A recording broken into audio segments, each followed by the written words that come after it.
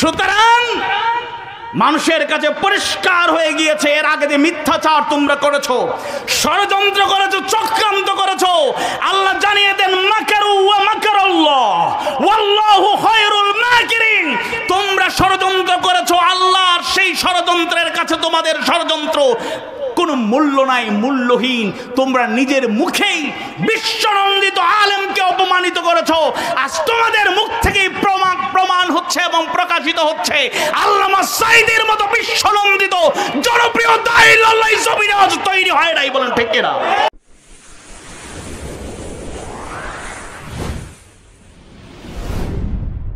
ইসলামের অনুসারীদের মুছে ফেলতে চেয়েছিল, তাদের গায়ে জ্বালা পোড়া শুরু হয়ে গেছে, অস্থিরতার মধ্যে আছে।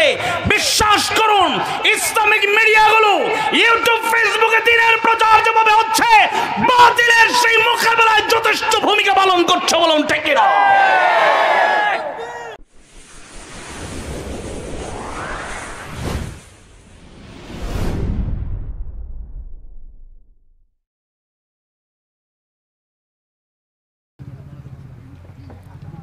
السلام عليكم ورحمة الله وبركاته. وعليكم السلام ورحمة الله وبركاته. الحمد لله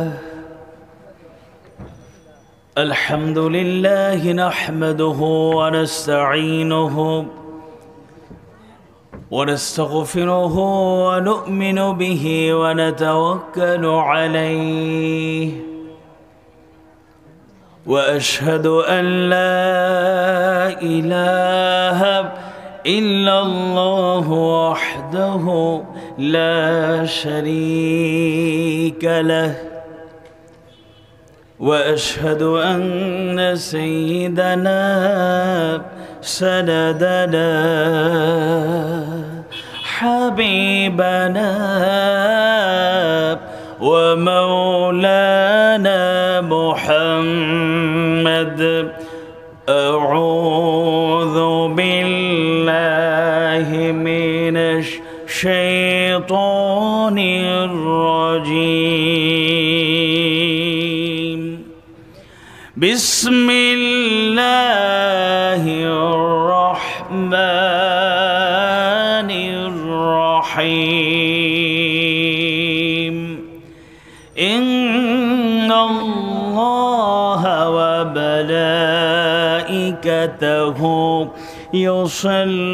يصلون على النبي يا أيها الذين آمنوا صلوا عليه وسلموا تسليما. اللهم صل على محمد وعلى آل محمد كما صليت على إبراهيم وعلى آل إبراهيم إنك حميد مجيد. اللهم بارك على محمد وعلى آل محمد كما باركت على إبراهيم وعلى آل إبراهيم إنك حميد مجيد. لا إله إلا الله لا إله إلا الله لا إله إلا الله سبحان الله والحمد لله لا إله إلا الله سبحان الله والحمد لله لا إله إلا الله. এসো না আল্লাহ নামে গান গাই, এসো না মন প্রাণ জোড়াই, এসো না মন প্রাণ জোড়াই, এসো না আল্লাহর নামে গান গাই, এসো না মন প্রাণ জোড়াই, এসো না মন প্রাণ জোড়াই। আল্লাহু আকবার বলো, আল্লাহু আকবার, আল্লাহু আকবার বলো, আল্লাহু আকবার, আল্লাহু আকবার বলো, আল্লাহু আকবার, আল্লাহু আকবার বলো, আল্লাহু আকবার। ও মধুর নামটি নিলে হৃদয় হাসে, ও মধুর নামে সুখ নেমে আসে, ও মধুর নামটি নিলে হৃদয় হাসে, ও মধুর নামে সুখ নেমে আসে, ও নামের তুলনা হবে না, হবে না, ও নামের তুলনা হবে না, হবে না, তুলনা নাই নাই নাই। এসো না আল্লাহর নামে গান গাই, এসো না মন প্রাণ জোড়াই, এসো না মন প্রাণ জোড়াই। আল্লাহু আকবার বলো, আল্লাহু আকবার, আল্লাহু আকবার বলো, আল্লাহু আকবার, আল্লাহু আকবার বলো, আল্লাহু আকবার, আল্লাহু আকবার বলো, আল্লাহু আকবার। যে নামে ইব্রাহিমের আগুন হলো পানি, ডাকার মতো ডাকলে আজও সাড়া দেবেন তিনি রে মন, সাড়া দেবেন তিনি। যে নামে ইব্রাহিমের আগুন হলো পানি, ডাকার মতো ডাকলে আজও সাড়া দেবেন তিনি রে মন, সাড়া দেবেন তিনি। ও মধুর নামটি মিটায় হতাশার জ্বালা, গলিতে বড় ও নামের মালা, ও মধুর নামটি মিটায় হতাশার জ্বালা, গলিতে বড় ও নামের মালা, ও নামের তুলনা মেলে না, মেলে না, ও নামের তুলনা মেলে না, মেলে না, তুলনা নাই নাই নাই। এসো না আল্লাহর নামে গান গাই, এসো না মন প্রাণ জোড়াই, এসো না মন প্রাণ জোড়াই। আল্লাহু আকবার বলো, আল্লাহু আকবার, আল্লাহু আকবার বলো, আল্লাহু আকবার, আল্লাহু আকবার বলো, আল্লাহু আকবার, আল্লাহু আকবার বলো, আল্লাহু আকবার। ঐতিহ্যবাহী প্রিয় জেলা মৌলভীবাজার জেলার স্বনামধন্য জনপদ, শিক্ষা দীক্ষা ইতিহাস ঐতিহ্য প্রাকৃতিক সৌন্দর্য আতর আগরের সুঘ্রাণ যে উপজেলার সুনাম ছড়িয়ে দিয়েছে বিশ্বময়। বড়লেখার প্রিয় এলাকা, প্রিয় জনপদ দাসের বাজারে, দাসের বাজার ব্যবসায়ী ও তরুণ সমাজের যৌথ উদ্যোগে আয়োজিত তৃতীয় ঐতিহাসিক তাফসীরুল কোরআন মাহফিল, যে মাহফিলের প্রথম মাহফিলে অংশগ্রহণ করার তৌফিক আল্লাহ তাআলা দিয়েছিলেন, আবারও তৃতীয় ঐতিহাসিক তাফসীরুল কোরআন মাহফিলে আল্লাহ তাআলা আবারও সুযোগ দিলেন। মাহফিলের এই অধিবেশনের মুহতারাম সভাপতি, বৃহত্তর বড়লেখাবাসীর শ্রদ্ধাভাজন ব্যক্তিত্ব, বড়লেখা জামিয়া ইসলামিয়া মাদ্রাসার সম্মানিত প্রিন্সিপাল, বিশিষ্ট আলেমে দ্বীন, ইসলামী চিন্তাবিদ হযরতুল আল্লামা মাওলানা ইসলাম উদ্দিন সাহেব, গণ্যমান্য ব্যক্তিবর্গ, বিশেষ করে আমাদের মাঝে উপস্থিত হয়েছেন বড়লেখার কৃতি সন্তান, বড়লেখার মাটি ও মানুষের অন্যতম পরিচিত মুখ এবং সমাজসেবক, বর্ণী ইউনিয়নবাসীর প্রাণের স্পন্দন জননেতা জনাব ফয়সাল আহমদ, হযরত উলামায়ে কেরাম,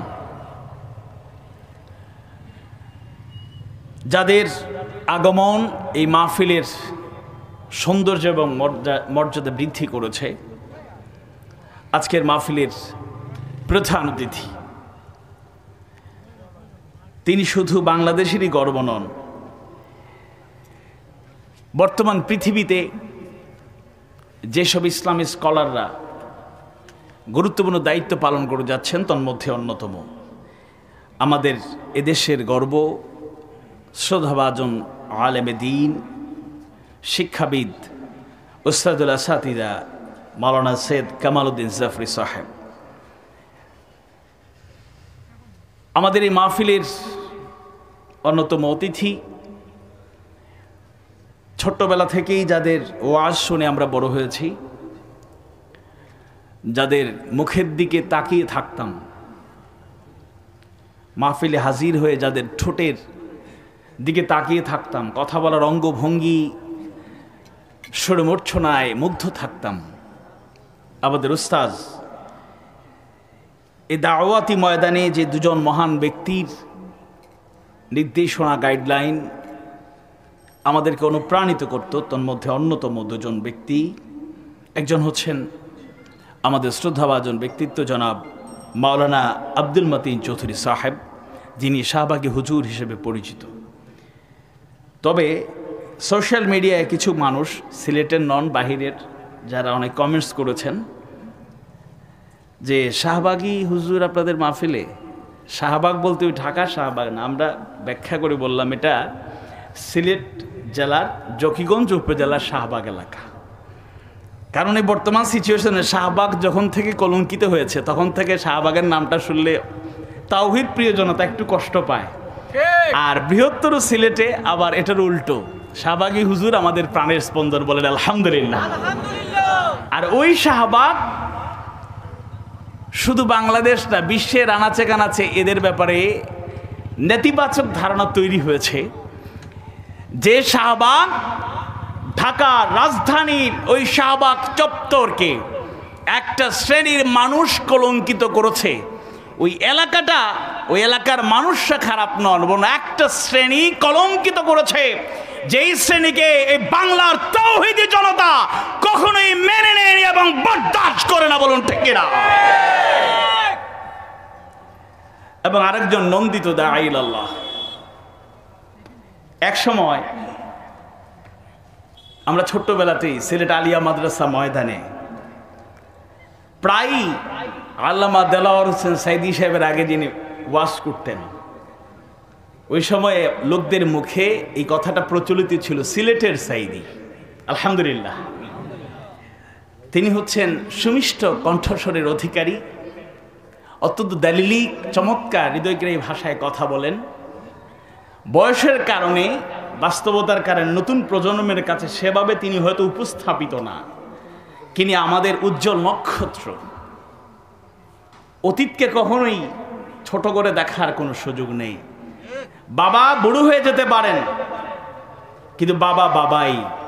সন্তানরা দুনিয়াকে আলোকিত করার মতো বিশ্বনন্দিত লোক হয়ে গেল, ওই সন্তানের কাছে তার বাবার চাইতে সম্মানিত আর কেউ হতে পারে না। আমাদের আলেমদের আমাদের মর্যাদা দিতে হবে। এটা জাতীয়তাবাদী চিন্তা চেতনা থেকে কিংবা আঞ্চলিকতার চিন্তা চেতনা থেকে বলছি না।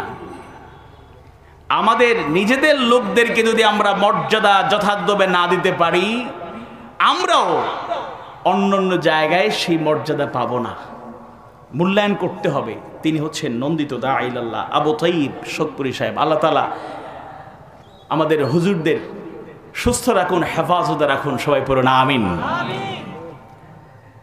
চট্টগ্রাম থেকে আমাদের মাহফিলে এসেছেন, যদিও তিনি সিলেটের কৃতি সন্তান, একেবারে খাস সিলেটের, সিলেট জেলার। আমরা অনেকেই সিলেটে পরিচয় বহন করি, কিন্তু অন্যান্য জেলায় বাড়ি। হবিগঞ্জে হলেও বাহিরে গেলে আমরা বলি সিলেট, মৌলভীবাজারে হলেও পরিচয় সহজ করার জন্য বলি সিলেট, সুনামগঞ্জে হলেও আমরা বলি সিলেট, কিন্তু তিনি সিলেটেরই সন্তান।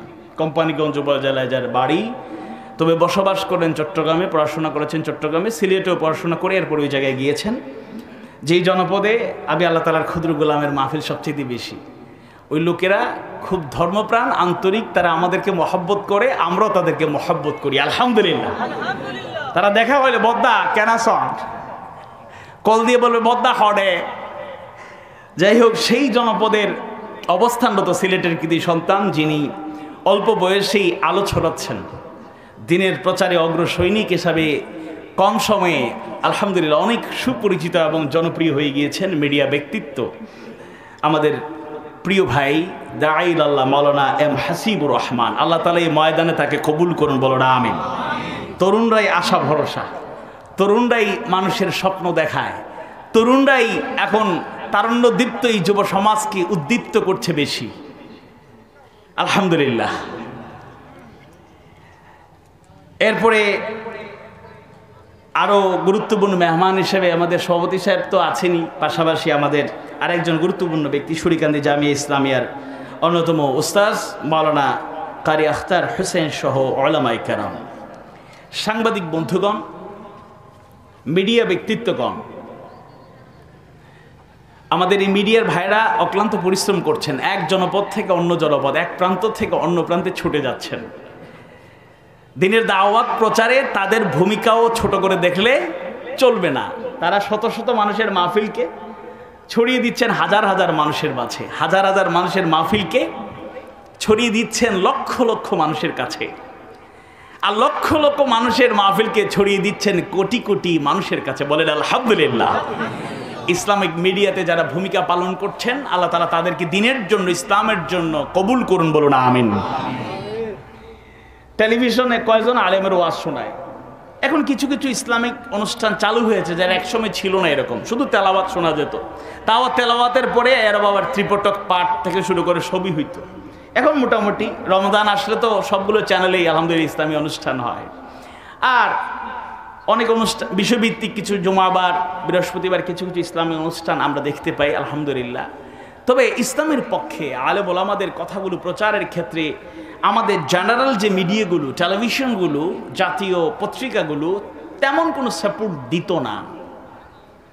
কিন্তু বর্তমান সোশ্যাল মিডিয়ার উত্থানের কারণে, ইউটিউব ফেসবুকের জাগরণের কারণে, বাংলাদেশের এই প্রেক্ষাপটেই যদি আমরা মিডিয়ার সাথে তুলনা করি, তাহলে আমরা দেখতে পাই ইসলামিক মিডিয়াগুলো অনেক জাতীয় বড় বড় চ্যানেল, বড় বড় টেলিভিশনের প্রচারের চাইতেও তারা বেশি প্রচারিত, আওয়াজ করে বলুন ঠিক কিনা। বাংলাদেশে আলোড়ন সৃষ্টি করেছেন, বাংলা ভাষাভাষী গোটা দুনিয়ার মানুষের কাছে যিনি সমাদৃত হয়েছেন, সেই নন্দিত দাঈ ইলাল্লাহ এই জমিনে এখন মাহফিল করতে পারছেন না। তিনি হচ্ছেন শেখ মিজানুর রহমান আজহারি। কিন্তু সোশ্যাল মিডিয়ায় এই সাম্প্রতিক সময়ে 3 দিনে তুলপাড় সৃষ্টি হয়ে গেছে। নিজের নামে ইউটিউব চ্যানেল মিজানুর রহমান আজহারি, ইউটিউবের সোশ্যাল মিডিয়ার এই ইতিহাসের রেকর্ড গড়েছেন। উইদাউট কন্টেন্ট, উইদাউট ভিডিও, অল্প সময়ে লাখো সাবস্ক্রাইবার। 3 দিনের ব্যবধানে আজকে দেখলাম 4.5 লাখের বেশি, 5 লাখ হয়ে গেছে, 5 লাখ সাবস্ক্রাইবার। যারা মিডিয়া দিয়ে ইসলাম আর ইসলামের অনুসারীদের মুছে ফেলতে চেয়েছিল, তাদের গায়ে জ্বালা পোড়া শুরু হয়ে গেছে, অস্থিরতার মধ্যে আছে। বিশ্বাস করুন, ইসলামিক মিডিয়াগুলো ইউটিউব ফেসবুকে দিনের প্রচার যেভাবে হচ্ছে, বাতিলের সেই মোকাবেলায় যথেষ্ট ভূমিকা পালন করছে, বলুন ঠিক কিনা? ইউরিদুনা লিইউতফিউ নূরাল্লাহি বিআফওয়াহিহিম ওয়াল্লাহু মুতিম্মু নূরিহি ওয়ালাউ কারিহাল কাফিরুন। বাংলাদেশে মাহফিল করলে লাখো জনতার কয়েক লক্ষ মানুষের ঢল নামে তোমাদের গায়ে জ্বালা পোড়া করেছে। এখন ঘরে বসেই মানুষ সেই লোকের দাওয়াত শুনতে পায়, ওয়াজ শুনতে পায়, কোনো সমস্যা হয় না। সাম্প্রতিক সময়ে আসলে নর্মাল একটা ফেসবুক পেজ থেকে লাইভ এত জনপ্রিয় সমাদৃত কিছু না, কিন্তু টকশোতে ডেকেছে দুই মেরুর দুইজনকে। পরশুদিনের ঘটনা, একজন ডক্টর এনায়েতুল আব্বাসী সাহেব, ওনাকে আমরা আন্তরিক কৃতজ্ঞতা জানাই। আমাদের পক্ষ থেকে দোয়া থাকলো আল্লাহ তাআলা তাকে যেভাবে কথা বলে যাচ্ছেন আজীবন সেভাবেই যেন ইসলামের পক্ষে থাকেন, বলেন আমিন। যদিও কিছু কিছু ক্ষেত্রে আমরা কিছুটা কষ্ট পেয়েছি, তবে যেইভাবে শুরু করেছেন যদি এটা কন্টিনিউয়াসলি থাকে আমরা ওনাকে ভালোবাসবো, মহব্বত করব, কোনো সন্দেহ নাই। কিন্তু ফতুয়া যদি আগের মতো আবার শুরু হয় তখন আবার উল্টো হতে পারে।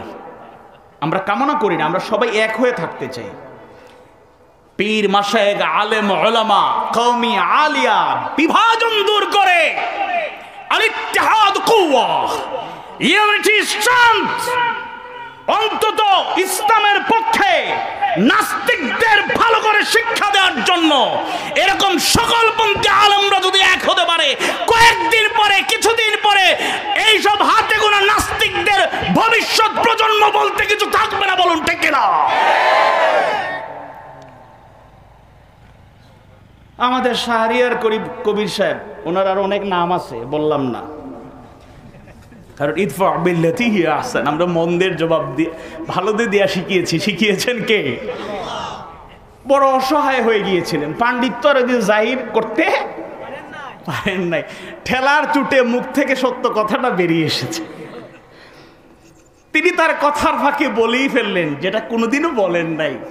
বললেন বাংলাদেশের সবচেয়ে জনপ্রিয় বক্তা, বাসে, ট্রেনে, গাড়িতে, সব জায়গায় যার ওয়াজ ক্যাসেট শোনা যায় তিনি আল্লামা দেলোয়ার হোসেন সাঈদী।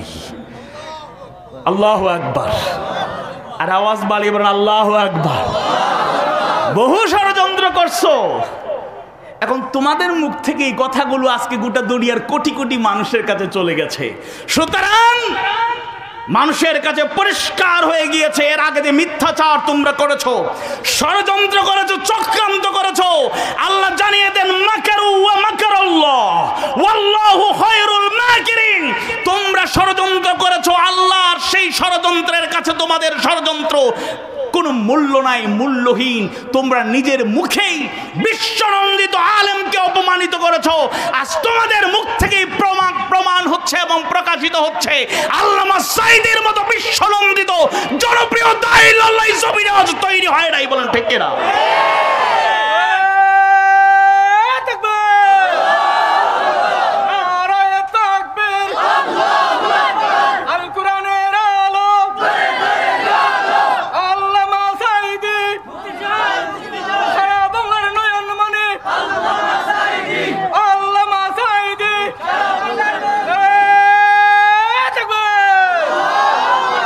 আল্লাহ তাআলা আমাদের সেই আবেদন দোয়া কবুল করুন, বলুন আমিন। আজকে আপনারা মাহফিলে উপস্থিত থাকতে পেরে খুশি না বেজার? মাহফিলের দাওয়াত পাইলে যাইয়েন, কারণ মাহফিল নিয়ে অনেক গভীর ষড়যন্ত্র আছে। বেশি উপস্থিতি, সর্ব উপস্থিতি থাকা দরকার, নতুবা হুজুররা বহু বিপদে আছি আমরা। কখন যে কি হয়, ডাইনি ভাই, ফয়সাল ভাই, ইসলাম ভাই আছেন মানে আমরা নিরাপদ, আলহামদুলিল্লাহ বলেন। খুব দুঃখ লাগে, কষ্ট লাগে। আমরা তো সেই যোগ্যতা রাখি না এই চেয়ারে বসার মতো, দিনের কথা বলার মতো। কিন্তু আপনারা ভালোবাসেন বলেই তো আমরা কথা বলি, আপনারা শোনেন বলেই তো আমরা কথা বলি, আপনারা সাপোর্ট করেন বলেই তো আমরা কথা বলি। তবে আপনারা তো আমাদেরকে আমাদের জাগতিক কোনো স্বার্থে ভালোবাসেন না। আল হুব্বু ফিল্লাহ ওয়াল বুগদু ফিল্লাহ, মানে হাব্বা লিল্লাহি ওয়া আবগাদা লিল্লাহ। আল্লাহর জন্য আমাদের ভালোবাসা, আল্লাহর জন্য ঘৃণা করা। আল্লাহ তুমি বুঝার তৌফিক দাও, কবুল করে বলুন আমিন। সুতরাং দাওয়াত দিয়ে এসে হুজুররা কোরআনে তাফসির করবে, ওয়াজ করবে, এই জায়গায় হুজুরদেরকে আপত্তিকর ভাষায় আপনারা গালাগালি করবেন, অকথ্য ভাষায় গালিগালাজ করবেন, এটা মেনে নেওয়া যায় না। আপনার কোনো কথা থাকলে আপনি পরে কথা বলতে পারবেন, আপনার কোনো কথা থাকলে আপনি সুন্দর করে আগেই তাকে বুঝিয়ে বলতে পারেন যে এই এলাকার পরিস্থিতি এমন, এরকম কথা না বললেই ভালো। অথবা আপনি যদি দিনের অনুসারী হয়ে থাকেন, আপনি পরেও বলতে পারেন যে এরকম কথা না বললেও ভালো হইতো, এরকম বলাটা আমাদেরকে কষ্ট দিয়েছে। কিন্তু আপনি আইসা যাচ্ছা তাচ্ছা ব্যবহার করবেন, কি জন্য একটা অবস্থা। আমাদের বক্তারা এখন যারা স্বাভাবিকভাবে কথা বলতেন তারা এখন অনেকেই বিরক্ত হয়ে গেছেন, যারা সাবলীল ভাষা কথা বলতেন তারা অনেক সময় এখন আবেগ আপ্লুত হয়ে যান, কারণ তারা কষ্ট পাচ্ছেন। আর আমরা আলেম আসলে তেমন কোনো আইলিম নাই, কিছু কিছু শিখেছি তাই আমরা নিয়ে দিনের দাওয়াত দিচ্ছি। আবার এখন ফতোয়া তো আর আমরা দিতে পারি না। এই শাহরিয়ার কবি সাহেব বলছেন ওনার ফতোয়া দেওয়ার ক্ষমতা পাইলে কোথায়, ফতোয়া কে দেবে? এখন ফতোয়া দেবেন যারা আলিফ বা তাসা শিখেছেন, তারাই ফতোয়া দেওয়া শুরু করছেন। তোমরা আলিম হইছো, আলিমদেরকে তুচ্ছ করে বলা হচ্ছে। তোমরা আলিম হইছো কিভাবে? প্রথমে বাবা মা পিঠাইয়া, বিশেষ করে বাবারা পিঠাইয়া তোমাদের মাদ্রাসা পাঠাইছে, মাদ্রাসায় গিয়েও তোমরা পিঠা খাইতে খাইতে খাইতে খাইতে তোমরা আলেম হইছো। তোমরা আমাদের থেকে বড় কেমনি? আমরা নিজের ইচ্ছায় ঘরে বসে আলিফ বা তাসা শিক্ষা আমরা বড় মুসলমান, আমরা বড় আলেম, এরকম অহমিকা প্রকাশ করবেন না। আপনি যে চেয়ারে আছেন, এর রেসপন্সিবিলিটি এটা অনেক বড়। আপনি আপনার জায়গায় যে দায়িত্ব আছে, যে যোগ্যতা আছে, সেটার বহিঃপ্রকাশ করেন। যেই সেক্টরে আছেন সেই সেক্টরে দায়িত্ব পালন করেন। অন্য সেক্টরে যেখানে আপনি আসলে অভিজ্ঞ না, আপনার এক্সপিরিয়েন্স নেই, সেখানে নাক গলানোর চেষ্টা করা উচিত হবে না। বলুন ঠিক কিনা? আওয়াজ দিয়ে বলুন ঠিক কিনা? দায়ীরা, আল্লাহরা, আলেমে দ্বীনরা, মুফাসসিররা যে দায়িত্ব পালন করছে, তাদের দায়িত্ব পালন করতে দিন। এখানে মাতব্বরি করে পরিবেশ নষ্ট করবেন না, নতুবা সময়ের ব্যবধানে এই জাতি তাদের মূল্যায়ন করবে, বিচার করবে। বলুন ঠিক কিনা? সম্মানিত ভাইয়েরা, আসুন আমরা আজকে এই ব্যবসায়ী সমিতি এবং তরুণ সমাজের অক্লান্ত পরিশ্রম, কোরআন থেকে হাদিস থেকে কিছু কথা বলা হবে, শোনা হবে, আমরা যেন শেষ পর্যন্ত উপস্থিত থেকে মোনাজাত শেষ করে এরপরে যেতে পারি। আল্লাহ কবুল করুন, বলুন আমিন। আমি আপনাদের সামনে কোরআনুল কারীমের ৮ নম্বর সূরা আনফালের ৭২ নম্বর আয়াতে কারীমার আলোকে আমার নির্ধারিত সময়ের ভেতরেই আমি কিছু কথা রাখার চেষ্টা করব। আমার মাবুদের কাছে তৌফিক চাই, কারণ তিনি যদি কবুল না করেন একটা কথা বলার কোনো সুযোগ নেই। আল্লাহ তাআলা আমাদেরকে তৌফিক দান করুন, বলুন আমিন। এবং আমাদের এই কথা বলা, কথা শোনা যেন উদ্দেশ্য থাকে হেদায়াত। শুধু মাহফিলের আয়োজন করা, সুবিশাল মঞ্চ তৈরি করা, অগণিত মিডিয়ার উপস্থিত থাকা, ছড়িয়ে পড়া বিশ্বময় সে আওয়াজগুলো, এই প্রচারটাই মূল উদ্দেশ্য নয়, বরং উদ্দেশ্য থাকা উচিত বক্তা, শ্রোতা, আয়োজক সবার যেন হেদায়েতের আলো ছড়িয়ে দেয়া যায়, হেদায়েত গ্রহণ করা যায়। আল্লাহ তাআলা কবুল করুন, বলুন আমিন। সবাই একসাথে আমরা তাউজ তাসমিয়া পড়ি, এরপরে আয়াত যাদের মুখস্থ আছে তারা আয়াতে অংশগ্রহণ করবেন। কারণ তাউজটা পড়লে শয়তান কাছে আসবে না, দূরে যাবে। শয়তানকে দূর না করলে কথা বলেও ফায়দা হবে না, এখানে বসেও লাভ হবে না। কারণ শয়তান ওয়াসওয়াসা দিয়ে মনোযোগটা ডাইভার্ট করবে, অন্যদিকে নিয়ে যাবে। আল্লাহ তাআলা আমাদের শয়তানের ওয়াসওয়াসা থেকে রক্ষা করুন, বলুন আমিন। কারণ শয়তান হচ্ছে আল্লাহ তাআলার ভাষায় আদুউম মুবিন, সুস্পষ্ট দুশমন। আবার আল্লাহ অন্য আয়াতে বলেছেন ফাত্তাখিযুহু আদুওয়া।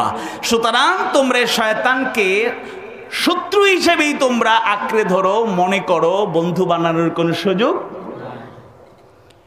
আউযু বিল্লাহি মিনাশ শাইতানির রাজীম। বিসমিল্লাহির রাহমানির রাহিম।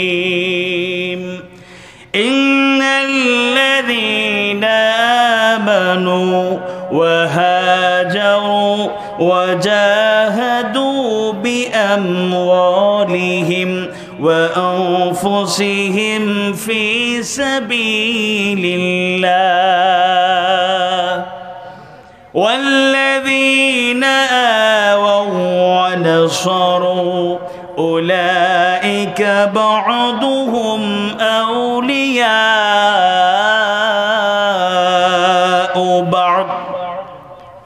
আল্লাহু আকবার। আল্লাহ সুবহানাহু ওয়া তাআলা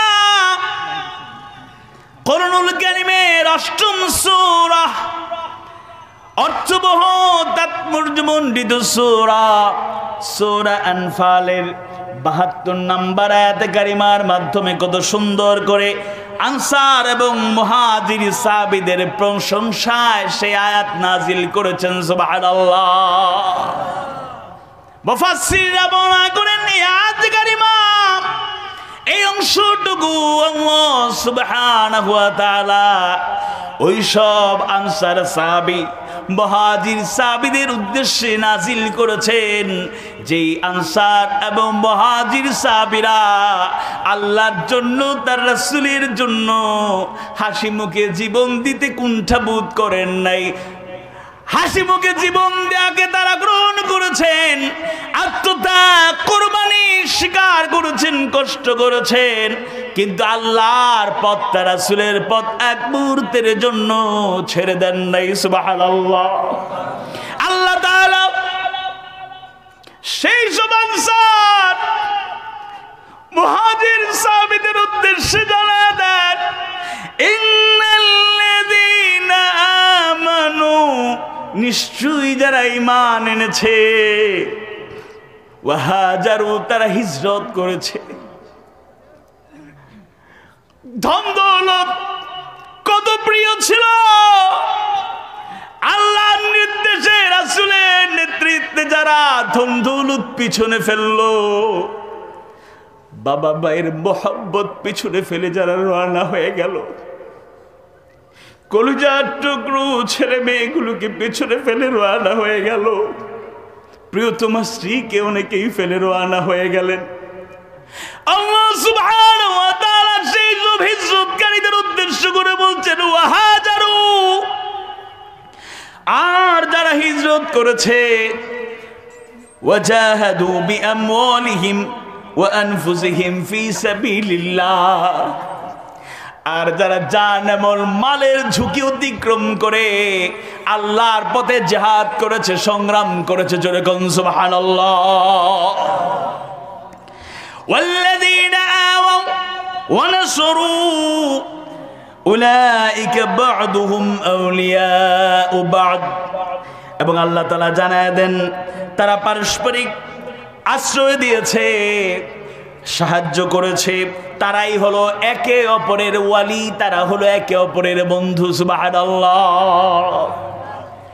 ইমানদার ভাইরা, মুমিন মুমিনা ভাই বোনেরা, নিঃসন্দেহে বিশ্বনবীর সাহচর্য যারা পেয়েছেন, বিশ্বনবীর সহবত যারা পেয়েছেন, বিশ্বনবীর কাছে বায়াতবদ্ধ হয়েছেন, আল্লাহ রাসূলের জীবদ্দশায় যারা ঈমান এনেছেন, যারা ঈমান গ্রহণ করে বিশ্বনবীর সাহচর্য সাক্ষাৎ লাভ করলেন, আর ঈমানের উপর অটল বিচল থেকে পৃথিবী থেকে বিদায় হলেন, তারাই সাহাবায়ে কেরাম। তাদের মতো মর্যাদা কিয়ামত পর্যন্ত আর কারো হতে পারে না। সুবহানাল্লাহ।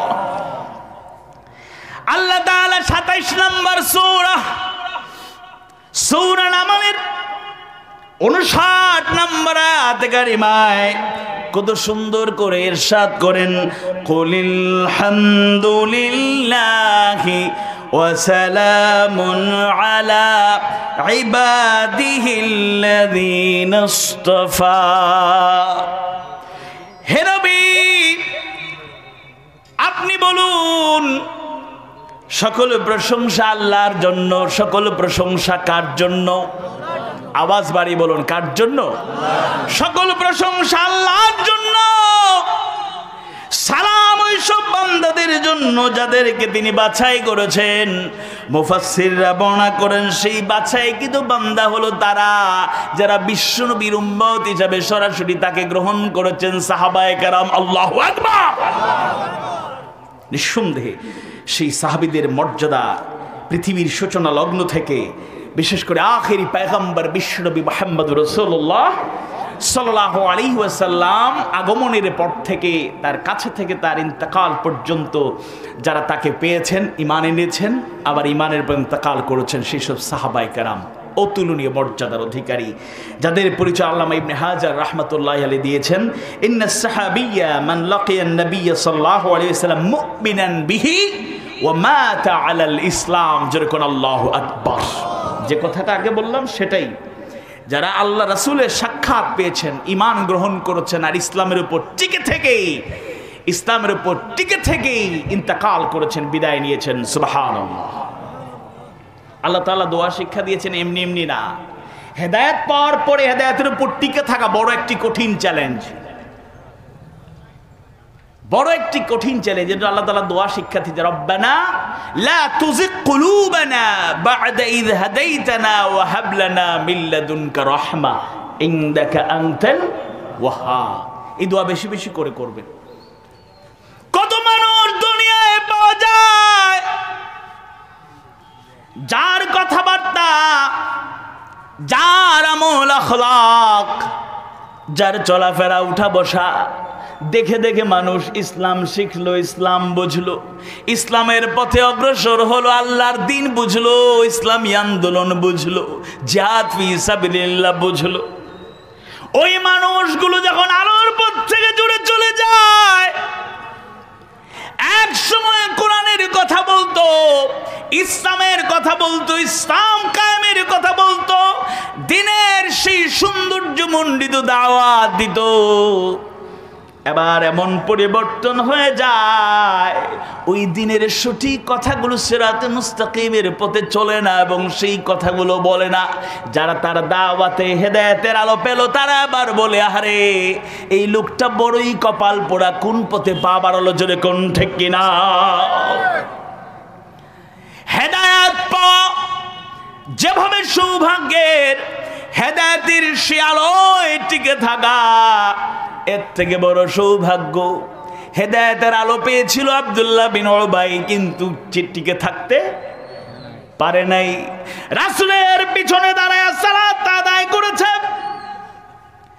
রাসূলের পাশে থেকে দ্বীনের সেই দাওয়াত, আল্লাহর গোলামীর দাওয়াতে সহযাত্রী হিসেবে সাহাবীদের কাতারে থেকে অগ্রসৈনিকের ভূমিকা পালন করেছে। কিছু কিছু তথ্য আগেই থেকে পাওয়া গেল, বিশ্বনবী তখনও তাদেরকে ঘোষণা দেন নাই, কিন্তু এক সময় নিজেরাই ঘোষণা দিয়ে আলাদা হয়ে গেল। উহুদের প্রান্তরে কাফের মুশরিকদের মোকাবেলায় বিশ্বনবী হাজারো সৈন্যবাহিনী নিয়ে রওনা হয়ে গেলেন। পথিমধ্যে 300 লোককে আলাদা করে আব্দুল্লাহ বিন উবাইয়ের নেতৃত্বে আলাদা হয়ে চলে আসলো।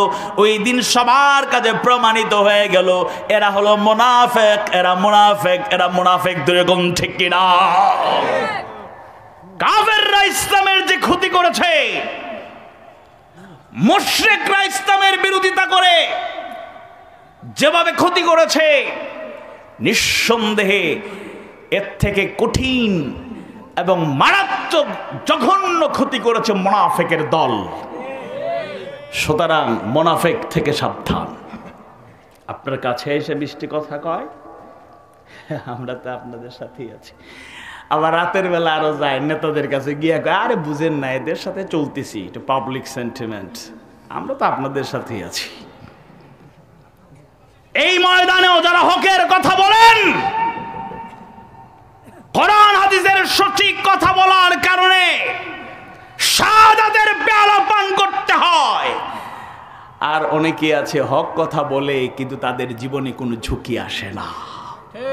মানুষ মনে করে এরা তো বলে, এদের বিপদ আসে না, কারণ আসল তথ্য জানলে সব বুঝতে পারবে।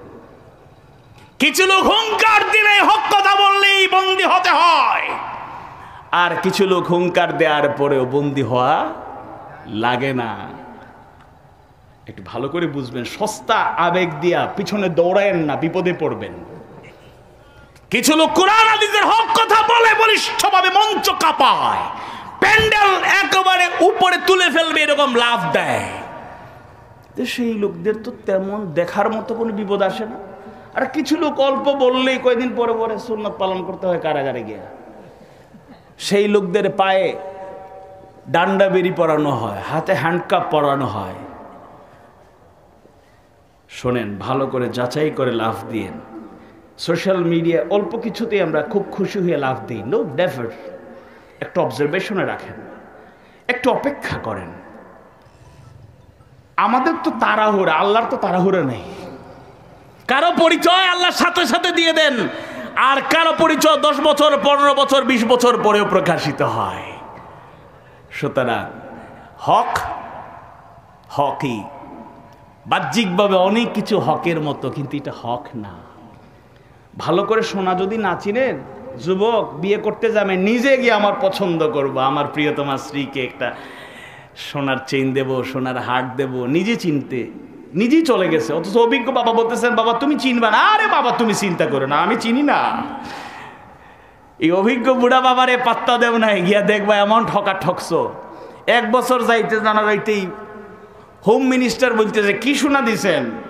নরসরা ঝামেলা করতেছে দেখা যায়। এখন বলে, আব্বা একটু জান না দোকানদার কি করলে আমি তো চিনতে পারিনি। তাইলে অনেক জিনিস আছে সোনার চাইতেও চকচক করলে, কিন্তু ছোটবেলা থেকেই শিখেছি চকচক করলেই সোনা হয় না। সুতরাং কোরআনের হক, হাদিসের হক, সুন্নাহর হক কথাগুলো যারা অন্তর থেকে গ্রহণ করে মুখে প্রকাশ করবে, আর তার উপর অটল অবিচল থাকবে, ঝড় আসবে, তুফান আসবে, জীবনের ঝুঁকি নিয়ে সেই সব তুফান মোকাবেলা করে সামনে চলে যায়, এরাই দিনের ইসলামের সঠিক কর্মী বাহিনী। আওয়াজ দিয়ে বলুন ঠিক কিনা? এজন্য কাউকে আনুগত্য বা কারো অনুসরণের ক্ষেত্রেও ইসলামের দৃষ্টিকোণ থেকে ভালো করে বিশ্লেষণ করে আপনাকে মানতে হবে, অন্যথায় গ্রহণ করা যাবে।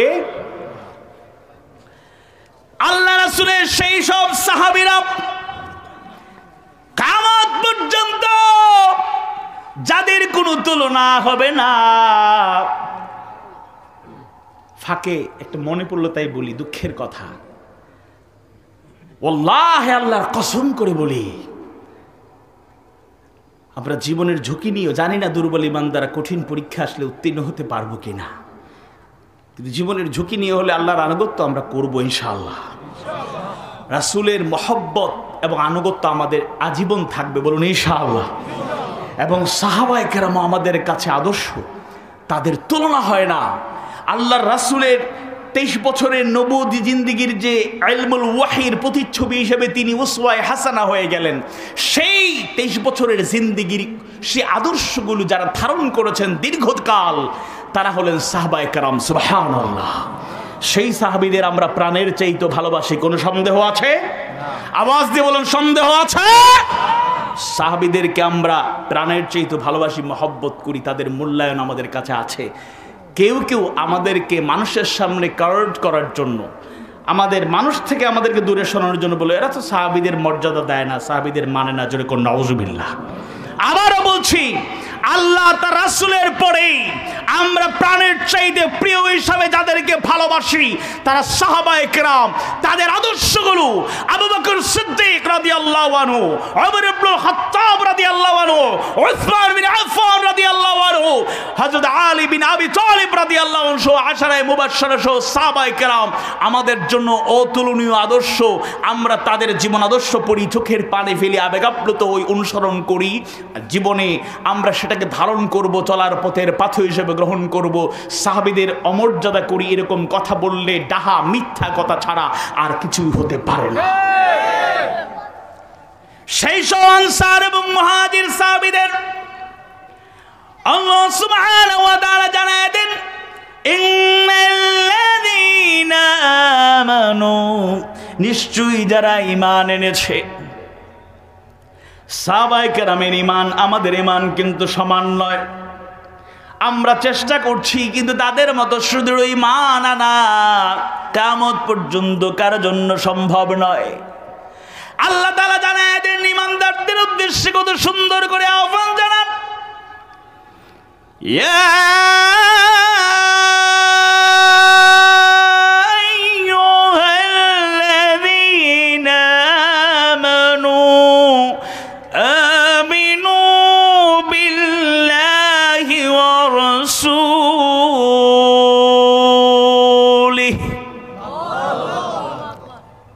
ইয়া আইয়ুহাল্লাযীনা আমানু, হে ঈমানদারগণ তোমরা যেটা ঈমান এনেছো, আমিনু বিল্লাহি ওয়া রাসূলিহি, সুবহানাল্লাহ। তোমরা আল্লাহ এবং তার রাসূলের প্রতি ঈমান আনো। ঈমানদারদের বলছেন ঈমান আনো। রাসূলের সাহাবীদের কাছ থেকে শিখতে হবে কিভাবে তারা ঈমানদারদের বলা হয়েছে ঈমান আনো।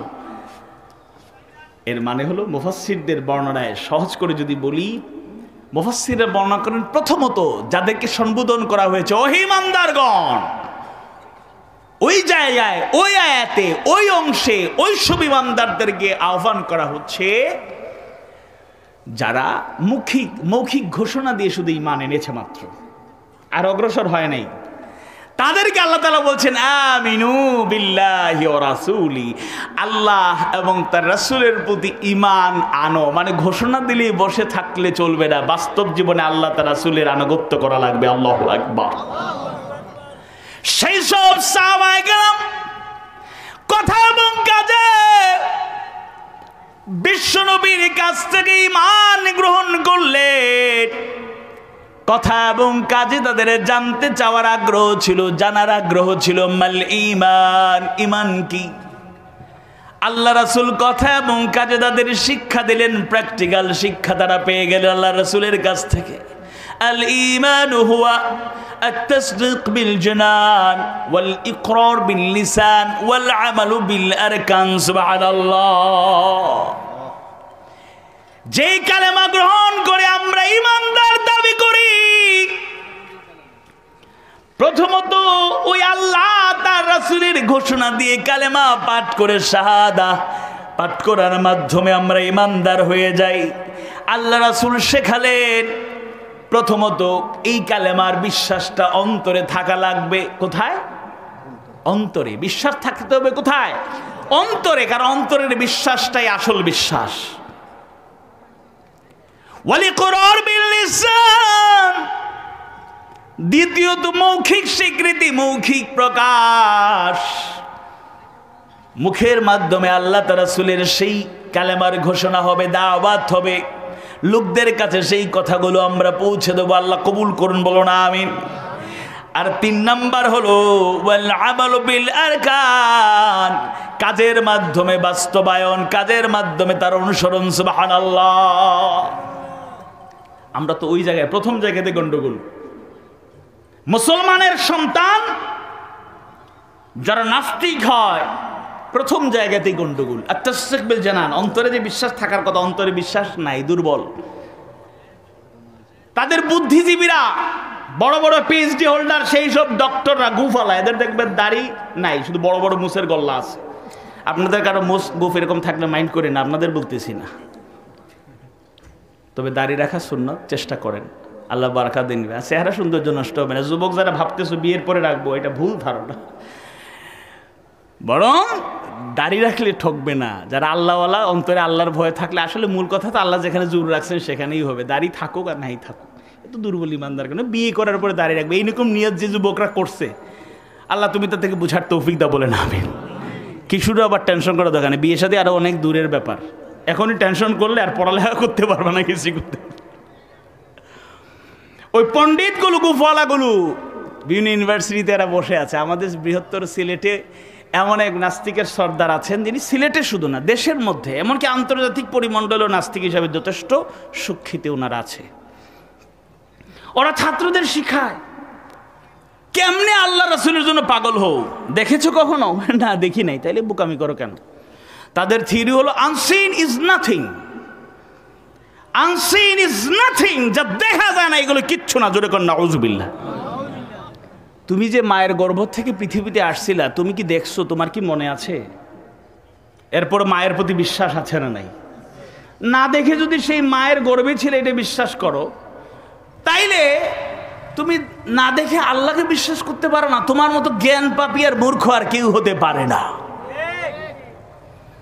ঈমানের গুরুত্বপূর্ণ অংশ হলো মুত্তাকিদের, যারা হেদায়েত পাবে কোরআন থেকে, হুদাল্লিল মুত্তাকিন, মুত্তাকিদের জন্য কোরআন হেদায়েত। যদিও এটা আমভাবে হুদাল্লিন নাস, সকল মানুষের জন্য হেদায়েত।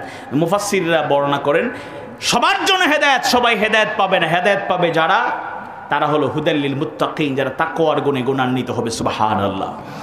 আর সেই মুত্তাকিদের প্রথম গুণাবলী হলো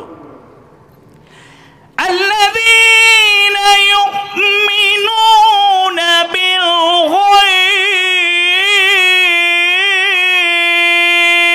গায়ব,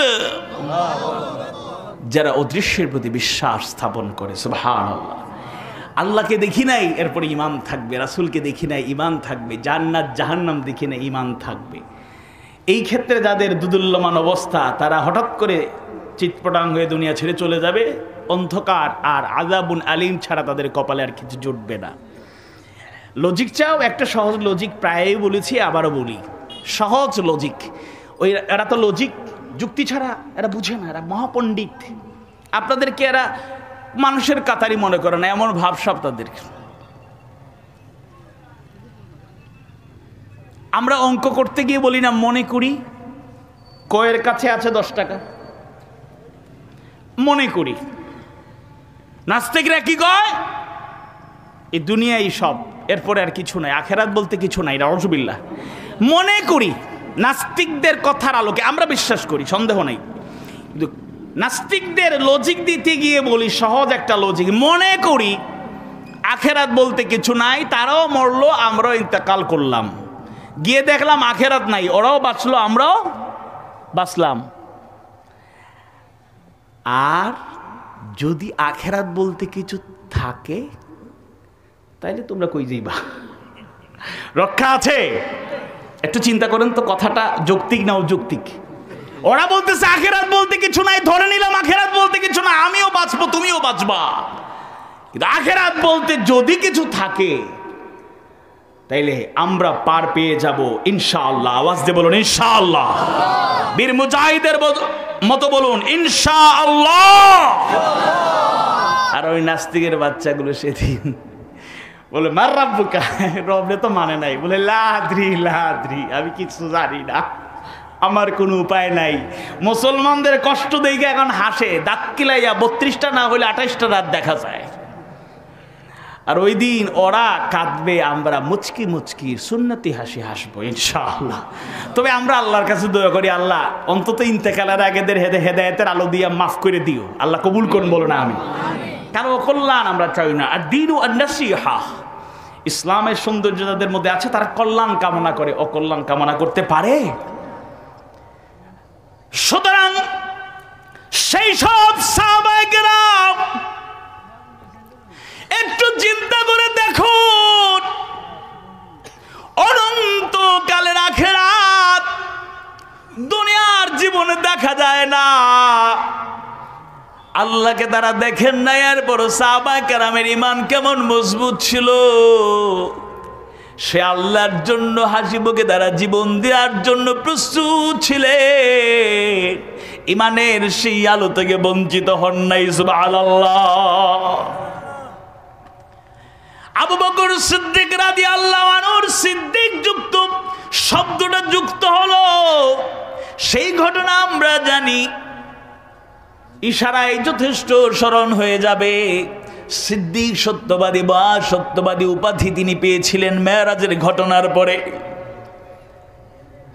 আবু জাহেলরা আবু বকরের কাছে গিয়ে বলছিল, সব ঘটনার বর্ণনা দিয়েছিল, মনে করেছিল এরকম আজগবি কিসসা কাহিনীকে হার মানায় এমন ঘটনা এবার আবু বকর মনে হয় দুর্বল হয়ে যাবে।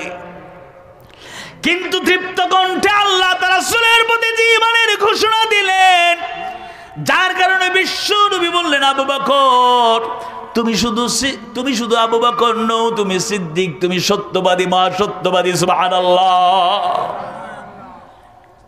আমরা তো অল্পতেই এই বিশাল এলাকায়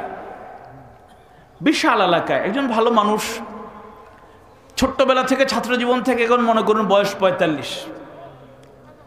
45 বছরে, তার মোটামুটি 15-20 বছর থেকে শুরু করে এখন পর্যন্ত সবাই বলে এই লোকটার মতো ভালো লোক এলাকায় খুবই কম। হঠাৎ করে নির্বাচন সামনে,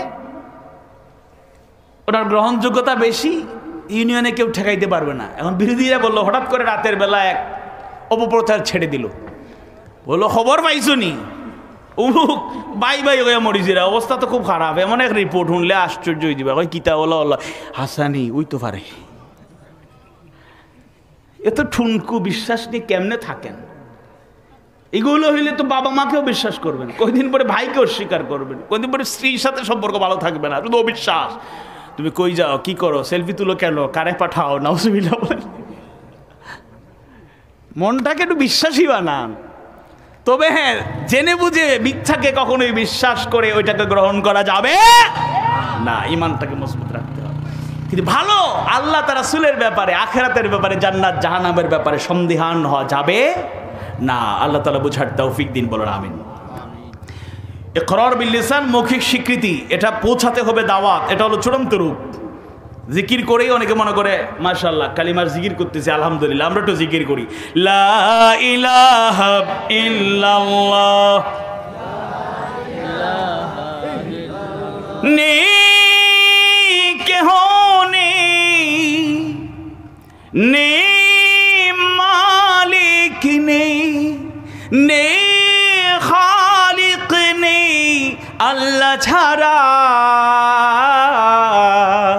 লা ইলাহা ইল্লাল্লাহ, লা ইলাহা ইল্লাল্লাহ, লা ইলাহা ইল্লাল্লাহ।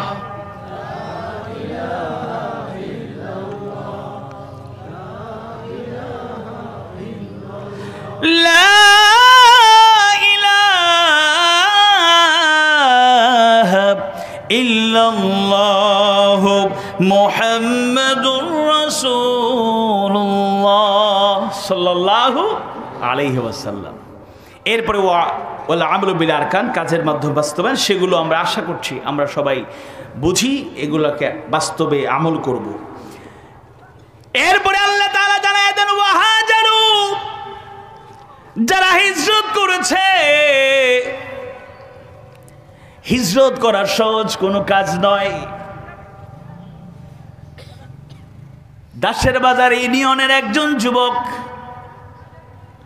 তার ঘর বাড়ি সবকিছু এখানে, এবার দিনের কাজ করতে গিয়ে তাকে তো যদি বলা হয় কমলগঞ্জের আর একটা ইউনিয়নে তোমাকে গিয়ে 6 মাস কাজ করা লাগবে, 1 বছর, নিঃসন্দেহে নিজের বাড়ি ছেড়ে, ঘর ছেড়ে, আপন ঠিকানা ছেড়ে 6 মাস কিংবা 1 বছরের জন্য অনেক দূরে আরেক উপজেলায় চলে যেতে